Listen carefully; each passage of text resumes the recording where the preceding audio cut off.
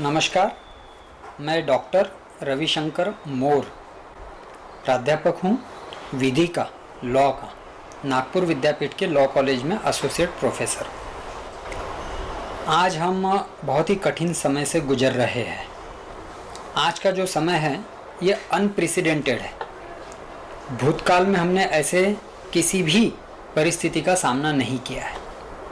भले ही emergency situation देखी हो हमने, उसके पहले भी इस देश ने पार्टीशन देखा हो, लेकिन आज की जो विपदा है ये उन सारी परिस्थितियों से भिन्न और गंभीर है, ऐसा मेरा मानना है। और ऐसा मैं इसलिए कह रहा हूँ क्योंकि जो भी विपदा हमारे ऊपर इसके पहले आई है उस सब में हमको पता था कि हम किसके खिलाफ लड़ रहे हैं, हमें कहाँ पहुँचना है। आज की जो विपदा है, ये वायरस के कारण जो उत्पन्न हुई हुई स्थिति है, इसमें ठीक तरीके से किसी भी बात पर आकलन करना आज संभव नहीं है। तो एक विधि का ज्ञाता या एक सर्वसामान्य नागरिक के तौर पर मैं कहूँ तो ये बहुत ही अनिश्चितता भरा हुआ समय है और जिसका किसी भी प्रकार से आकलन करना या पूर्व नियोजन करना एक तरीके से असंभव प्रतीत होता है। और इसलिए आम जनता के मन में भी एक भय का वातावरण है। वो नहीं चाहता कि किसी भी प्रकार से वो इस प्रकार की सिचुएशन का सामना करे कि जहाँ पर उसके पास ना तो उचित संसाधन, धन या उसके किसी भी प्रकार के रिलेटिव या जो भी सगे संबंधी है वो भी काम न पड़े या फिर वो भी असमर्थ हो जाए। इस प्रकार की एक गंभीर सिचुएशन से देश गुजर रहा है, ऐसा मुझे लगता है। शिक्षा क्षेत्र की अगर मैं बात करूं, क्योंकि मैं इस क्षेत्र में पिछले 20 साल से जुड़ा हुआ हूं, 20 साल से मैं लॉ, विधि के शिक्षण के संदर्भ में कार्य कर रहा हूं, तो शिक्षा क्षेत्र पर इसका बहुत ही बड़ा असर हुआ है। आज की हमारी संपूर्ण शिक्षा ऑनलाइन माध्यम से करने का हम प्रयत्न कर रहे हैं। अगर ये कोविड की सिचुएशन नहीं होती तो इस प्रकार की सिचुएशन को हम शायद 10-15 साल बाद चर्चा करते कि क्या एजुकेशन को इस लेवल पर ऑनलाइन किया जा सकता है। लेकिन मजबूरीवश अब जिधर उधर ऑनलाइन क्लासेस, ऑनलाइन एक्सपेरिमेंट्स, सभी ऑनलाइन। यानी लॉ में तो ऑनलाइन इंटर्नशिप, यानी दूसरे लॉयर के ऑफिस में जाकर जो बच्चे अनुभव लेते थे वो भी ऑनलाइन करने का प्रयत्न हम इस समय में कर रहे हैं। तो ये जो डिजिटलाइजेशन के माध्यम से शिक्षा देने की कोशिश जारी है, ये पूर्णतः सफल होना तो संभव नहीं है। अगर मैं शिक्षा को दो भागों में विभाजित करूँ, एक स्कूल एजुकेशन, दूसरा हायर एजुकेशन, और पहले मैं स्कूल एजुकेशन की बात करूँ तो वहाँ पर ये डिजिटल या टेक्नोलॉजी के माध्यम से जो शिक्षा देने का प्रयत्न हमने किया उसमें हम बिल्कुल भी सफल नहीं हुए हैं, ऐसा मुझे दुख के साथ कहना पड़ रहा है। ऐसा मैं क्यों कह रहा हूँ? तो स्कूलिंग या प्राइमरी सेकेंडरी एजुकेशन ये हमारा मास एजुकेशन है। इसमें विद्यार्थियों की संख्या बहुत ज़्यादा होती है और उतने ही विभिन्न प्रकार के स्तर से विद्यार्थी इसमें होते हैं। कुछ गरीब वर्ग है, कुछ मिडिल क्लास है, कुछ हायर क्लास। और हायर क्लास के बच्चे प्राइमरी सेकेंडरी एजुकेशन में हम अगर उसका प्रमाण निकालें तो कम होता है। और इस वजह से जब हमने डिजिटल शिक्षा की बात की, या फिर आप मोबाइल ले लीजिए, लैपटॉप ले लीजिए, फिर इंटरनेट कनेक्शन ले लीजिए, फिर शिक्षक पढ़ा रहे हैं, आप ऑनलाइन रहिए, तो इतना प्राइमरी सेकेंडरी एजुकेशन में संभव नहीं है। इस देश की लोक संख्या की अगर हम बात करें और उसमें इतने ज़्यादा प्रमाण में बच्चे, युवा, उनको अगर हम स्कूलिंग डिजिटल माध्यम से देना चाहे तो आज वो हमारे लिए किसी भी प्रकार से संभव नहीं है। और यह वजह है कि मुझे कहना पड़ रहा है कि कोविड सिचुएशन में स्कूल एजुकेशन हमारे देश में बहुत बुरी तरह से अफेक्ट हुआ है। इस पे इसका बहुत बुरा असर पड़ा है। ये तो पहला भाग हुआ स्कूलिंग के डिजिटल ट्रांसफॉर्मेशन हम इतने जल्दी नहीं ला पाए या संभव ही नहीं है।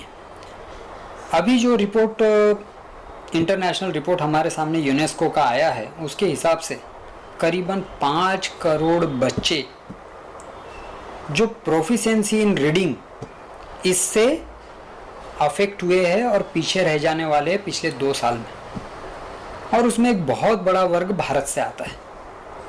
तो स्कूलिंग पे तो बहुत विपरीत इसका परिणाम हुआ है। हमने देखा कि 10वीं 12वीं की शिक्षा हम परीक्षाएं तक नहीं ले पाए। अब अगर मैं बात करूँ हायर एजुकेशन की, तो हायर एजुकेशन में जो बहुत प्राइवेट यूनिवर्सिटीज़ है जहाँ की फ़ीस लाखों रुपए होती है, वहाँ पर तो डिजिटल माध्यम से शिक्षा निरंतर चलती रही। कोविड में उसका बहुत ज़्यादा डिसरप्शन नहीं हुआ। लेकिन जो पब्लिक यूनिवर्सिटीज़ है, जैसे हमारी यूनिवर्सिटी जिसमें हम काम करते हैं, नागपुर विद्यापीठ विश्वविद्यालय, यहाँ पर हम देखते हैं कि मास एजुकेशन होता है, लाखों विद्यार्थी पढ़ते हैं। यहाँ पर हमारे स्टूडेंट सिर्फ शहर से नहीं आते, तो दूर दराज के गांव में भी रहने वाले विद्यार्थी नागपुर विश्वविद्यालय में शिक्षा प्राप्त करते हैं। अब इन बच्चों के पास भी वहीं डिजिटल माध्यम से शिक्षा लेने के पर्याप्त साधन नहीं है। आज भी उनके पास वो हाई स्पीड टेक्नोलॉजी के साथ मोबाइल, लैपटॉप या घर में है तो बहुत लिमिट मात्रा, बहुत थोड़ी देर के लिए उनको उपलब्ध होते हैं। जब तक पापा ऑफिस के लिए निकल नहीं जाते तब तक मोबाइल है, उसके बाद में नहीं है। तो इस प्रकार से डिजिटल माध्यम से हायर एजुकेशन भी, जो कि पब्लिक एजुकेशन है, अफेक्ट हुआ है। जहाँ पर हमको इन पर्सन जो वैल्यूज और ट्रांसमिशन की बात एजुकेशन में आती है, वो तो पूरी तरह से अफेक्ट हो गया। ठीक है, डिजिटल माध्यम से हमने नॉलेज एक जगह से दूसरी जगह यानी स्टूडेंट को हमने पास ऑन कर दिया, लेकिन जो हमारे अनुभव से, हमारे आचरण से बच्चे सीखते थे क्लास में, वो पूरी तरह से ख़त्म हो गया है। क्योंकि कॉन्टैक्ट्स नहीं है, कॉन्टैक्ट क्लासेस नहीं है, क्लासरूम टीचिंग नहीं है, तो शिक्षा पर बहुत ही बुरा असर, वो फिर स्कूलिंग हो या हायर एजुकेशन हो, उसका इस कोविड के कारण हुआ है, ऐसा मेरा मानना है। अब रही बात इकोनॉमी की, इस मुद्दे पर अगर हम चर्चा करना चाहते हैं तो मुझे लगता है कि देश बहुत कठिन समय से गुजर रहा है। कोविड की दूसरी वेव आने के बाद एक भय का माहौल आम जनता में आज है। मिडिल क्लास में है, हायर क्लास में है, पुअर क्लास में। वो भय का माहौल इसलिए है कि अगर हम इस बीमारी के चपेट में आ जाएंगे तो या तो हमारे सगे संबंधी से हम बिछड़ जाएंगे, हो सकता है कि घर में जो एकमात्र कमाई करने वाला व्यक्ति है वो कल हमारे बीच में ना रहे, ये एक भय है। और दूसरा भय कि पैसे की आवश्यकता होंगी तो हम कहाँ से लाएंगे, पैसे कहाँ से उधार लेंगे, कहाँ से पैसे की अरेंजमेंट करेंगे। और इस भय की वजह से मुझे लगता है कि लोगों के खर्च करने की आदत पर इसका विपरीत परिणाम होने वाला है। और किसी एक रिपोर्ट में मैंने पढ़ा भी था कि अगले 18 महीने से लेकर 2 साल तक भारत में खर्च का जो व्यवहार करने का एक स्वभाव होता है, उसमें एक रुकावट सी आने वाली है। और मुझे ऐसा लगता है कि सभी प्रकार के व्यवसायों के लिए, सभी बिजनेस के लिए अगले 1.5 साल से 2 साल कठिन होंगे। लोग अपनी खर्च की आदत पर ब्रेक लगाने वाले हैं, थोड़ा सा थम कर खर्च करने वाले हैं, और इस वजह से इकोनॉमी पर भी इसका निगेटिव इम्पैक्ट होने की संभावना से नकारा नहीं जा सकता, ऐसा मुझे लगता है। मैं नागपुर की जनता से अपील करना चाहूँगा कि आप समझदार हैं, कोविड प्रोटोकॉल का पूरी तरह से पालन करिए, अगर अति आवश्यक हो तो ही घरों से निकलिए, लेकिन इसके साथ ही घबरा मत जाइए। आप अगर घबरा जाएंगे तो हो सकता है कि आप अपना कार्य ठीक से नहीं कर पाएंगे, व्यवसाय ठीक से नहीं कर पाएंगे। तो घबराना नहीं है, जानकारी रखनी है और सारी प्रोटोकॉल्स को फॉलो करना है। मैं सभी से अपील करूंगा कि अपने घरों में रहे, कम से कम बाहर निकले और कोविड प्रोटोकॉल का पूरी तरह से पालन करें।